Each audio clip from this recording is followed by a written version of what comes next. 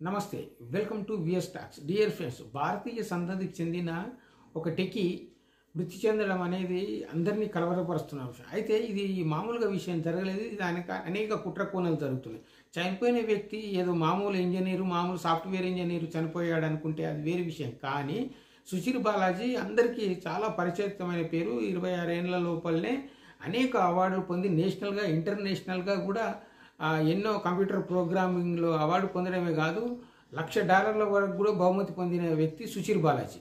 ఇతను చాట్ జీపీటీలో కృత్రిమ మేధస్సులో చాలా రీసెర్చ్ ఫెలోగా చేస్తూ 4 ఏళ్ల వరకు చాట్ జీపీటీలో చేసి అందులో నుంచి బయటకు వస్తూ తను చెప్పింది ఏంటంటే, ఇక్కడ కొన్ని కృత్రిమ మీద అనేది కొన్ని కాపీరైట్స్ హక్కులను ఉల్లంఘిస్తుందని చెప్పేసి, ఇది కొందరికి చాలా నష్టం కలిగిస్తుందని చెప్పేసి, ఇది ఏమాత్రము నైతికంగా అని చెప్పేసి తనకు రాజీనామా చేయడం జరిగింది. చాట్ జీపీటీ నుంచి వచ్చడం జరిగింది.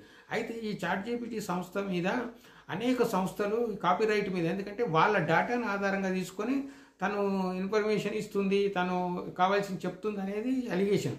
కాపీరైట్స్ మీద చాలా సంస్థలు అతని మీద ఫైల్ చేశాయి.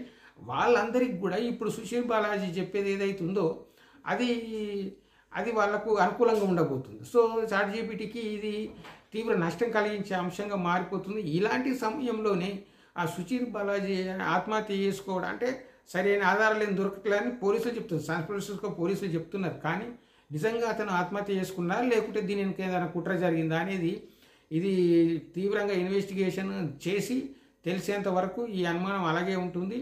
సో దీని మీద ఇప్పటికైనా అమెరికా ప్రభుత్వం స్పందించి దాని మీద పూర్తి ఇన్వెస్టిగేషన్ చేసిన సుశీర్ బాలాజీకి న్యాయం జరుగుతుందని చెప్పేసి భారతీయులు అందరూ కోరుకుంటున్నారు.